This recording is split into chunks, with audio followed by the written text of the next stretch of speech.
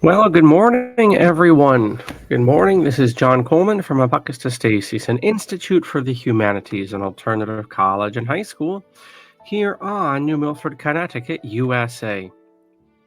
The purpose of this live broadcast, thanks to your donations and recording, is to get in day number 264 of the project.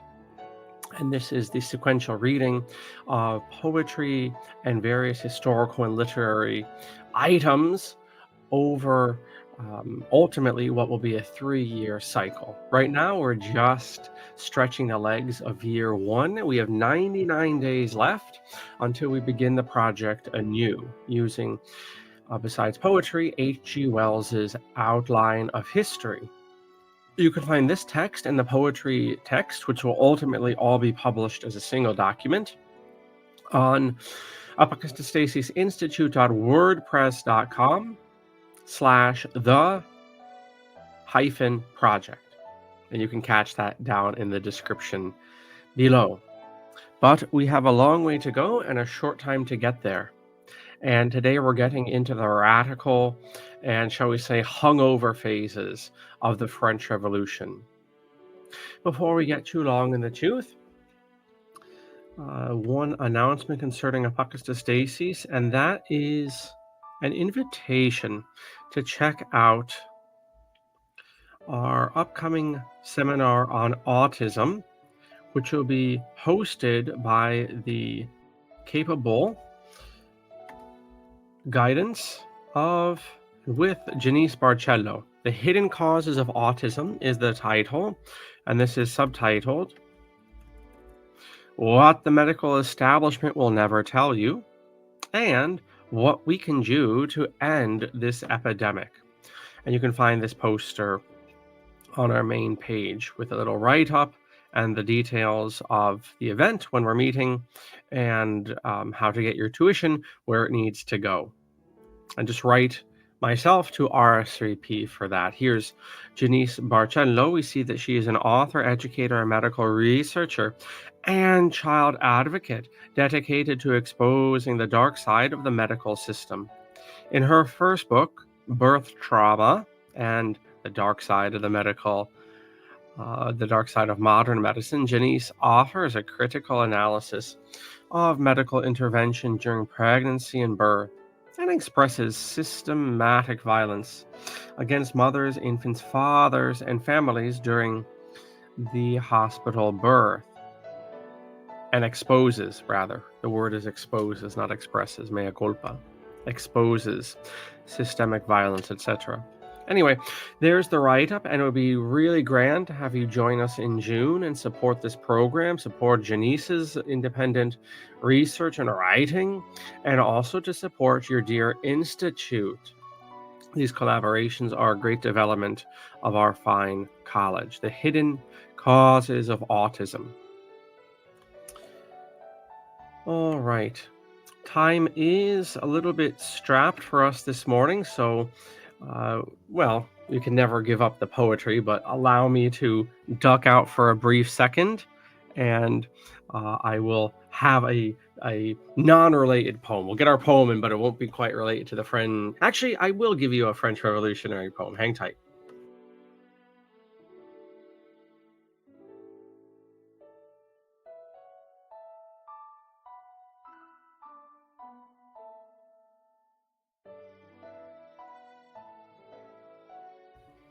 As I said yesterday, the nature of liberalism is evangelical, meaning it means to spread itself as the religions of old once did.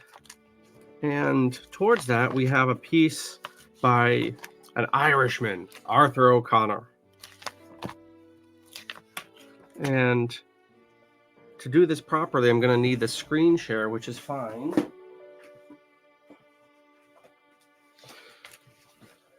So even during the French Revolution, you see the flame of liberty, as its partisans might call it, spreading to other lands. Obviously, we might say America's ground zero for this, and then it switches to France, and then from there, Ireland. You can take that story farther afield yet, so that by the time you get, as I said yesterday, 1848, if you change the camera, you have the year of revolutions. And a lot of that will be facilitated by Napoleon's army, who very much sees it as their job to spread the revolution. But here's a poem, and I wanted to show you this poem because it has a mischievous organization. So this is United Irishman Arthur O'Connor, and you can see that revolutionary spirit at play. This poem, so far as I know, does not have a proper title. I guess you just go with the first line in that instance: the pomp of courts and pride of kings. All right, so what's neat about this poem is you kind of have to play with it, and depending on how you play with it, you get two very separate poems. So we're going to read this through, and then we're going to see how this mischievous, revolutionary-minded Irishman, inspired by the French Revolution, was able to say something completely different simply by switching the lines. So we're going to read it 1 to 12 as normal. However, then we're going to read it as he secretly designed it to be read. All right? So here's the normie way of reading this, and it sounds very monarchical, altar and throne, old-fashioned. The pomp of courts and pride of kings I prize above all earthly things. I love my country, but my king, above all men his praise I'll sing. The royal banners are displayed, and may success their standard aid. I fain would banish far from hence the rights of man and common sense. Destruction to that odious name, the plague of princes, Thomas Paine. Defeat and ruin seize the cause of France, her liberty and laws. So this sounds like a poem excoriating revolutionary sentiment, and yet it's actually something with a secret message. So now we're going to split the poem in half, and we're going to read it like this. Not 1, 2, 3, 4, but rather 1, 2, 3, 4, 5, 6, and so forth.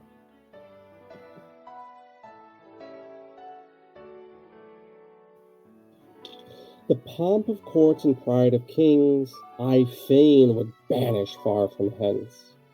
I prize above all earthly things the rights of man and common sense. I love my country, but my king, destruction to that odious name. Above all men his praise I'll sing, the plague of princes, Thomas Paine.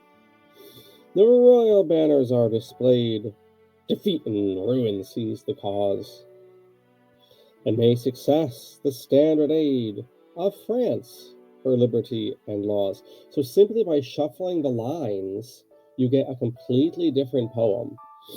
So that's a neat little device there. Okay, so whilst we have the screen share on, we can open up to our reading for H.G. Wells for today.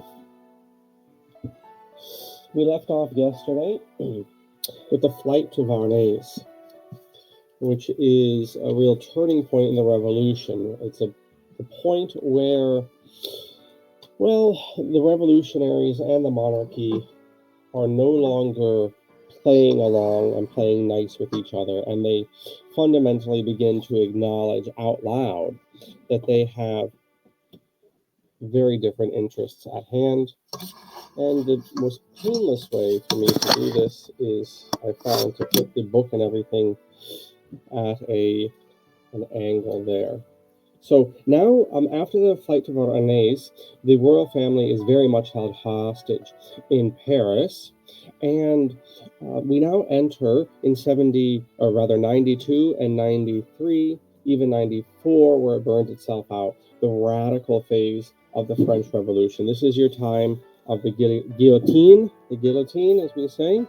And of course, the most notorious event of the French Revolution, the murder of Louis XVI and Marie Antoinette, and frankly, the murder of their son by neglect, not by guillotine. And now we read from H.G. Wells. By the way, next Monday and Tuesday, we're going to take a break from this text, and we're going to learn about H.G. Wells, and we're going to learn also about meta history. So we'll take a look at this project, very early 20th century project. This outline of history is. You don't really see these projects after about the Second World War. The Durants carried on until the 70s or 80s. Yeah, I mean, you do have Sapiens by that Israeli guy, but this sort of thing where you can get an entire attempt at human history in one volume is very early 20th century in terms of where it's coming from, but not without benefit. Okay, and now H.G. Wells has followed a strange phase in the history of the French people. There arose a great flame of enthusiasm for France and the Republic. There was to be an end to compromise. That's what happens at the flight to Varanasi, right? The smiley faces are going away. I'm sure we've all had relationships like that, where we know, and the other person knows we don't like each other, but we usually at work environments, but we carry on, or family environments for that matter, until something happens, and then the smiley faces go away. Okay, and then to compromise at home and abroad. At home, royalists, those are the emigres, of every form of disloyalty was to be stamped out by this enthusiasm. Abroad, France was to be protector and helper of all revolutionaries. All Europe, all the world, was to become Republican. So the liberals, and that's a capital L, we're talking about Enlightenment philosophy, Enlightenment statecraft. The liberals get drunk with this idea of making the whole world Republican. We left yesterday's class with this statement, the Republican statement: we will strangle the last prince with the guts of the last priest. It gives you a flavor, rather grim flavor, of this stage, the radical stage of the French Revolution. The youth of France poured into the Republican armies. And remember what's different about the Republican armies is, and this is brand new in human history, is conscription. This is brand new, and it's going to have huge ramifications for warfare. When every member of the state, every citoyen, is a potential soldier, that has huge ramifications on the battlefield, as we'll see in 1793 at the Battle of Valmy. And it also has huge ramifications legally, because if every member of the state, every single citizen down to the lowest baby, is a potential soldier in a Republican army, that means they're also a potential combatant. And this is the grim conclusion and the grim consequences of the concept of citizenship. It allows for tremendous human rights violations. If every single person in the supermarket is a potential soldier, then you can bomb the supermarket. You can bomb cities. You can blow up cities altogether. That's the sober reality of this citizen concept. And we see that actually at this point because of some of the crimes of the French Revolution. Anyway, the youth of France poured into these Republican armies a new thing on the earth, and a new and wonderful song spread through the land, a song that still warms the blood like wine. A little piece of prose there. And that's the Marseillaise, which we had yesterday. We'll have the Marseillaise here. We're going to 30 seconds, and here we go. It's a little bit quiet at the beginning, and then it picks up.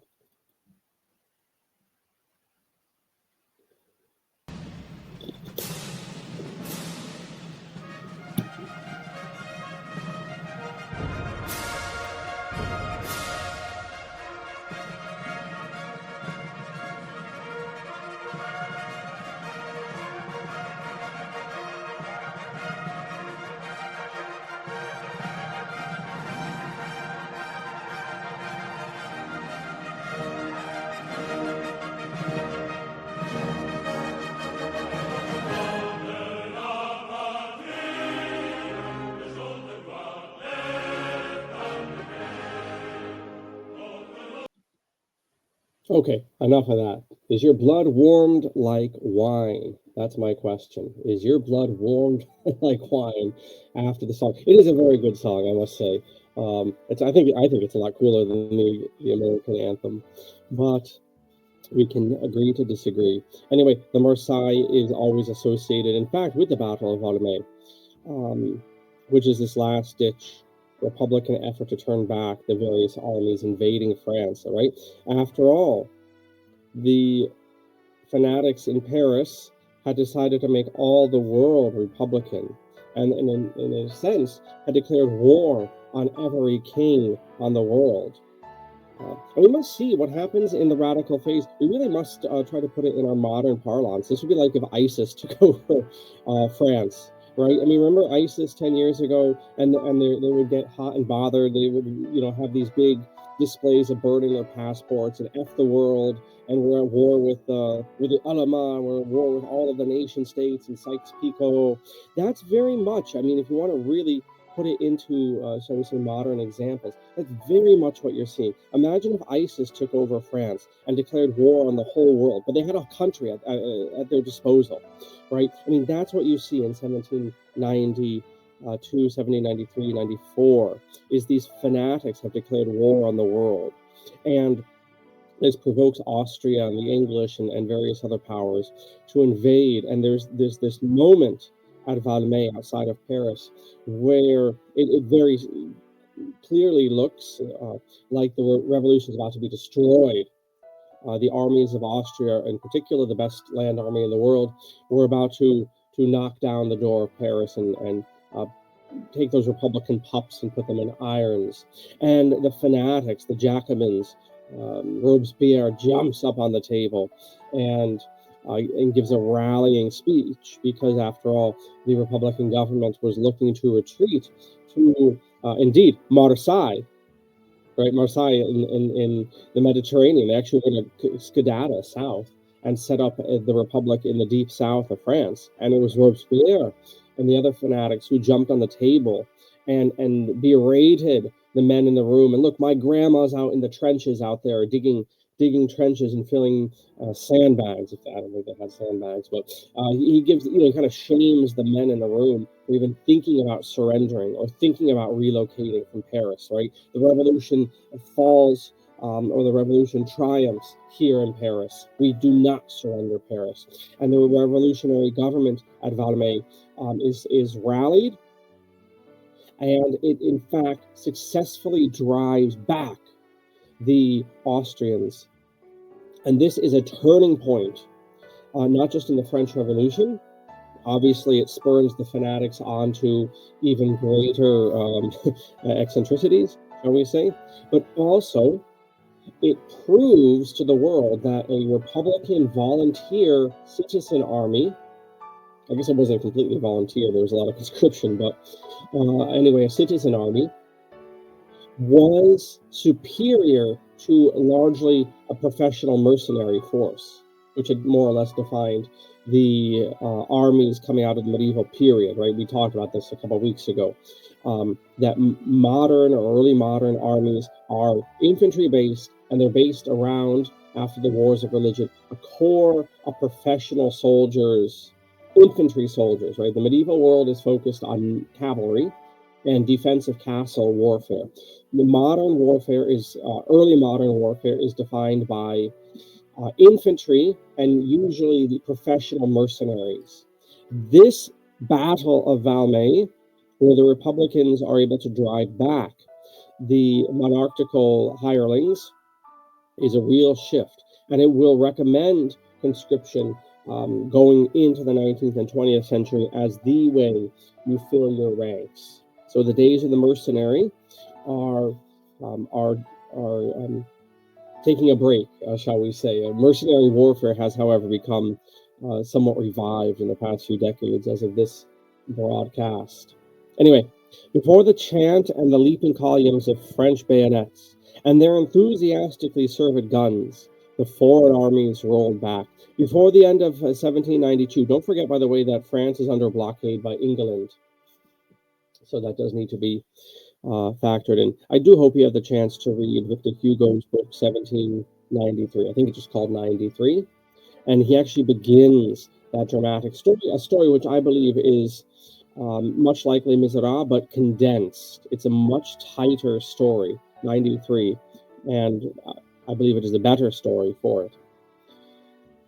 Sewer systems and Jean Valjean and Javert notwithstanding. Before the end of 1792, the French armies had gone beyond the utmost achievements of Louis XVI. Everywhere they stood on foreign soil, French Republican armies. They were in Brussels, they had overrun Savoy, and they had raided Meissen. They had seized Scheldt from Holland. Then the French government did an unwise thing.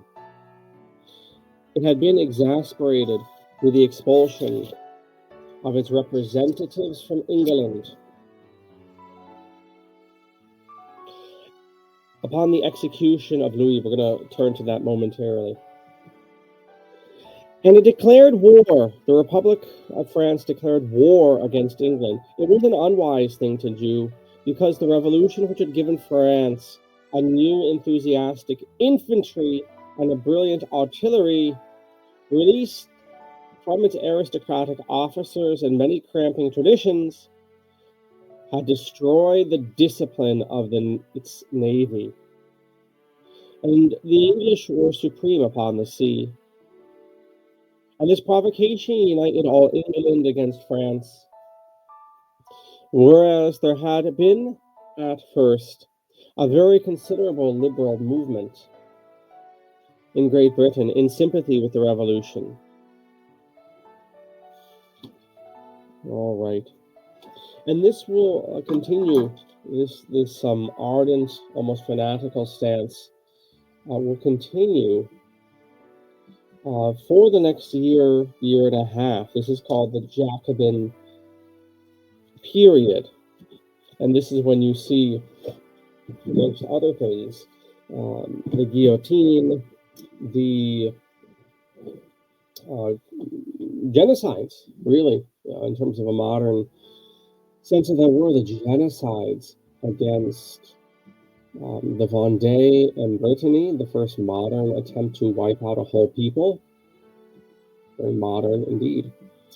And so what you have in the west of France is a rising of Catholics. I spent, as you may know, or misspent about 15 years altogether with a sect called Traditional Catholics. And the Vendée has mythic status amongst them, and there are many songs and accounts and many talks given on what happened in the Vendée, and good on them for that, because it is well worth learning about. Basically, the Catholics initiated a guerrilla war, basically, against the Republic, and so the Republic is fighting enemies on all fronts. And now, in 1793, has an internal enemy in the west of the country, in those two provinces, Vendée and Brittany. And little by little, it's ground down, and the peasants, for their troubles, are baited onto barges with the promise of bread. That's a lot of bees, by the way. They're baited on barges with bread. Bread always being, and hunger always being, a complaint. Even the initial event of the storming of the Bastille revolved around there not being bread for the day. Very interesting. But in any case, the Vendée peasants, after the insurgency had been ground down some, were time and again invited on these ships, and then the ships were taken off into the Bay of Biscay and blown sky high. And so this happened again and again. Or the ships would have just a plug, and so they'd be loaded with women and children, and then the plug would be pulled from the top, from outside. Everyone would be locked in the hold, and then the ship would go down and drown everyone therein. So very nasty. And yet, if you're fighting for the soul of France, and you have all of this rhetoric, well, you can excuse a great deal of inhumanity.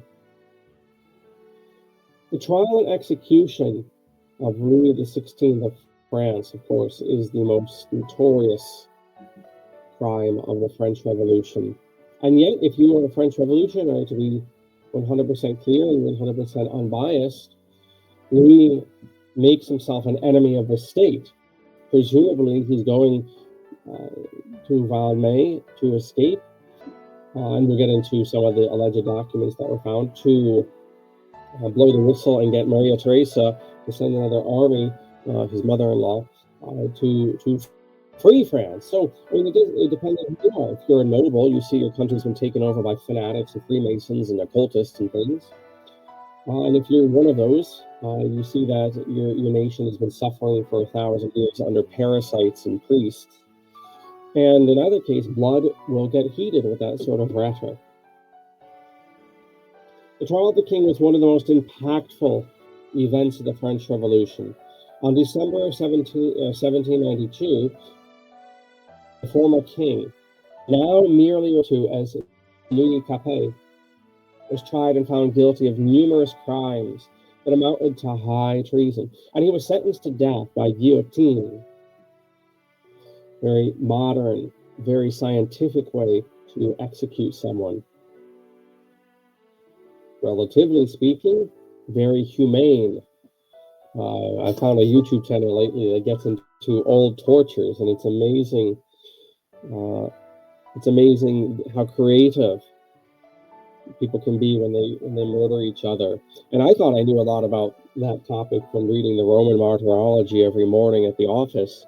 But boy, well, I mean, some of these punishments are mentioned in the Martyrology. Ling Chi, for instance, you hear about taking off flesh with hot pincers in the Martyrology, for example. Well, that's what Ling Chi was, or scaphism, or all sorts of things. So, relatively speaking, the guillotine is a very merciful alternative. Anyway, Louis' execution would profoundly affect the course of European history, marking a point of no return. That's excellent. That's an excellent way to put it. A point of no return for the French revolutionaries. For the remainder of their life, the revolutionaries who voted to murder Louis were always outcast, even amongst other revolutionaries. There was something very sobering and somewhat off-putting about these people. The people at that vote who voted positively to murder the king. And indeed, I've mentioned Victor Hugo. This is where drama and literature can provide an insight. Indeed, the first section of Les Miserables is the bishop section, which is always given short shift in the stage presentations and film presentations. And you have this section of about 100 or 200 pages where you're just following this mild-mannered, jovial bishop around his diocese as he's making his rounds and meeting different people and giving out alms and praying and whatever, going to the occasional church council. And at the conclusion of this scene, the bishop, whose name escapes me, he comes across one of these old revolutionaries who was notorious in his neighborhood for having voted to murder the king. And there's a very peculiar, very queer discussion that they have between the two of them. And if you wanted some homework, you can read that first section there. All right, so this is a point of no return. The first and only execution of a French king be his subjects. The death of Louis XVI marked the death of the Ancien Regime. And this is the old order prior to the revolution, going back to really Charlemagne, and having its genesis really in the whole Roman period of the Dominate. And it ended a millennium of uninterrupted French monarchy, 1,000 years. It greatly expanded the French Revolutionary Wars, led to the Reign of Terror, and began the short-lived period of the First French Republic. By September of 1792, the French Revolution had completely transformed French society. The feudal regime had been demolished, the powers of the church and Aristocracy curtailed, we're going to revisit that briefly. The Constitution of 1791 had been crafted for a new egalitarian society in which there were neither patricians nor peasants, neither masters nor slaves, only citizens. And on the 21st of September 1792, the monarchy was abolished and a French republic proclaimed. By whom was the monarchy abolished? Certainly not by the king, by the National Assembly. And so we see a shift of lawmaking power going from the monarchy to the National Assembly body. Briefly, this is worth bringing up as there are certain modern parallels.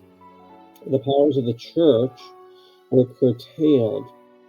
In the first part of the French Revolution, carrying on through this fanatical period, the National Assembly creates what it calls the Constitutional Church of France. And this is a body of so-called Catholic clergy who made the oath to the Declaration of Rights of Man and the Citizen. And one of those bylines in that is to the effect that the church in France is independent, or at least that's one of the conclusions.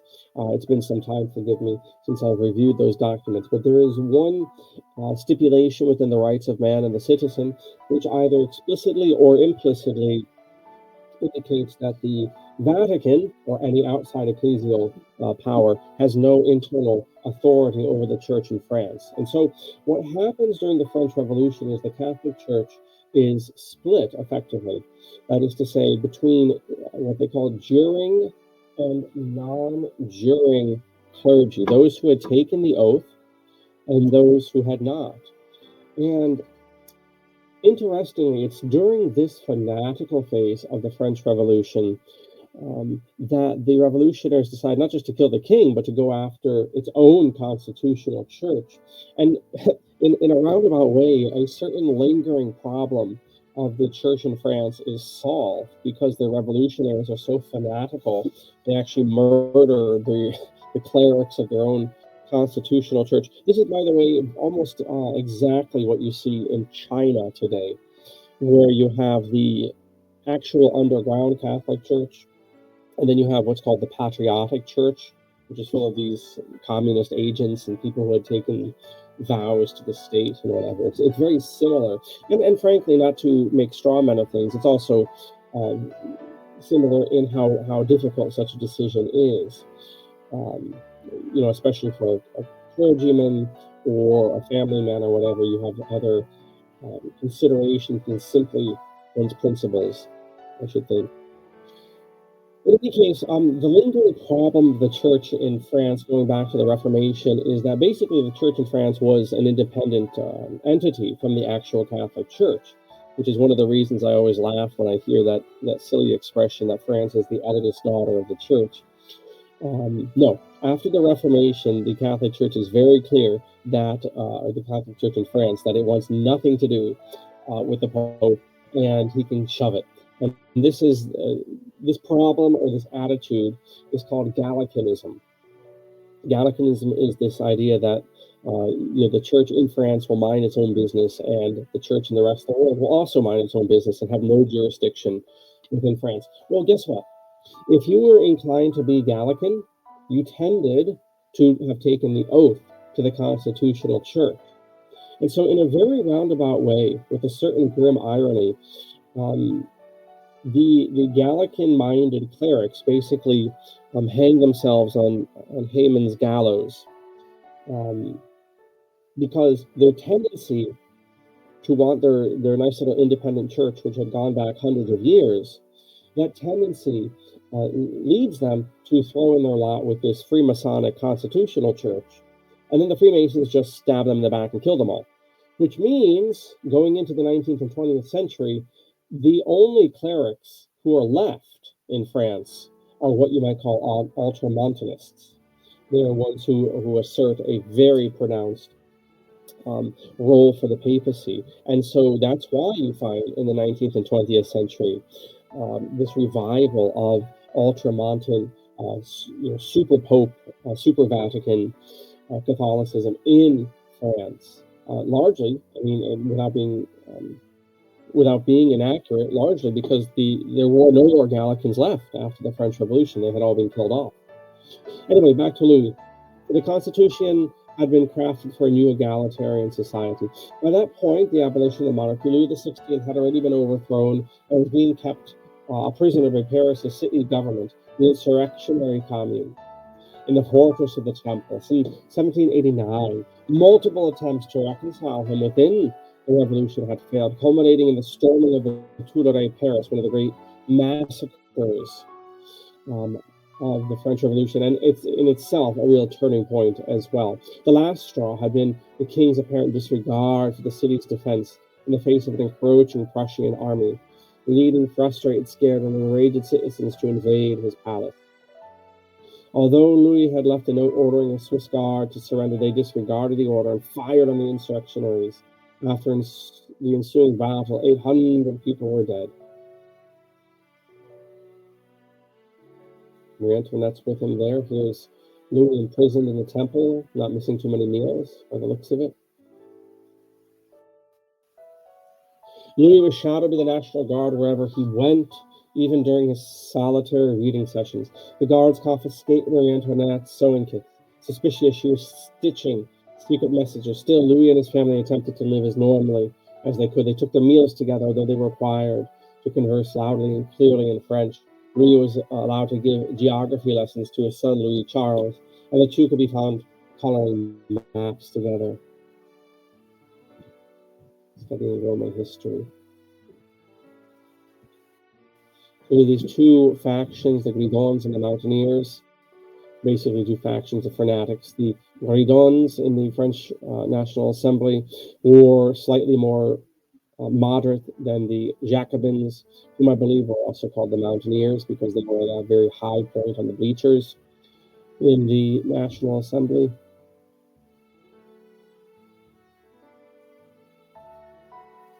I'm just going to get to the execution itself. I leave it to you to read both H.G. Wells and this article from World History if you're so inclined. Part of the trial was this alleged finding of documents, very convenient finding of documents. Okay. Of course, Louis is found guilty along with Marie Antoinette. In the intervening days, sentencing and execution, others tried to save Louis from his fate.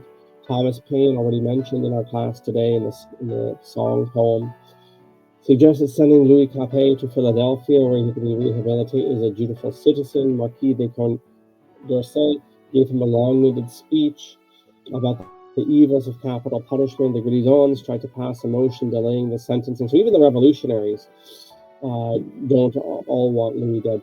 Even Louis himself asked for more time to get his affairs in order. None of these pleas had much effect, and he was condemned to die on the 21st of January of 1793. On the evening of the 20th, Louis was allowed to see his family for a final time.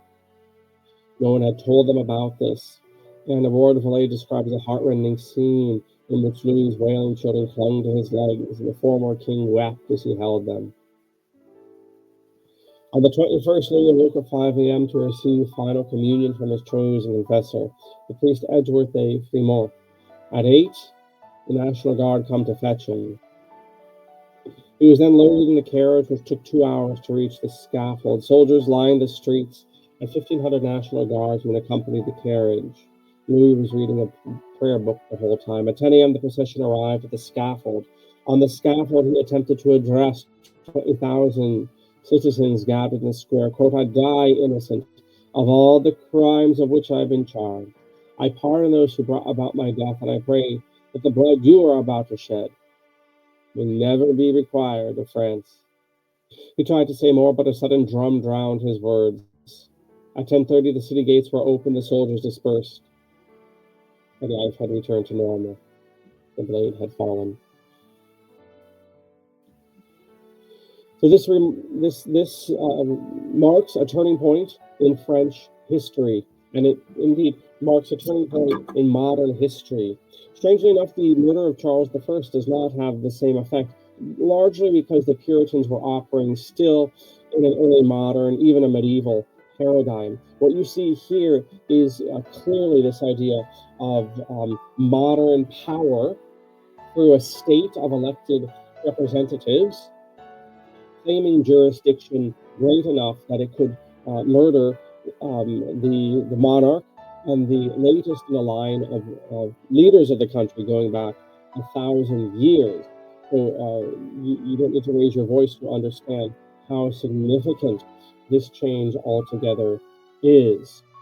So going from here, we will see how the French Revolution and the fanatical phase will burn itself out in about a year, by the summer of 1794. And that will bring in what's called the Thermidorian reaction, this conservative phase of the revolution. And that, of course, will be a perfect on-ramp into the days of Napoleon. So with that, we will conclude today's class. Again, on Monday and Tuesday next week, we'll be looking at H.G. Wells. Who was he? What is the project of history in the context of when it was written? And then we'll get back on the wagon with the project. You're able to download all the readings and the schema of our readings from our website, which is in the description. And we do hope that you consider enrolling in a formal class here at the college. It's the best way to help your institute grow. With that, thank you so much. I wish you a good weekend, and I wish you a good study as you get into the French Revolution and killing the king. Bye-bye.